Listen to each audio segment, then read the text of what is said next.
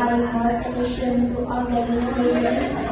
Fiber is really important, right? I'm just starting to like eating vegetable. Good job of that. You ought to eat fruit every day too. That's help to digestion. Oops, I had a burger and chicken again. Oh, Fatima, you had better cut down on junk food. Too much of it can disrupt your metabolism. Yes, you have to balance in with nutrition, food, and exercise. I still don't drink enough. Water only 3 glass a day.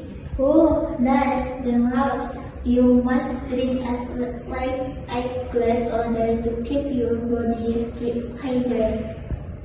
Okay, I think I have to start changing my diet too.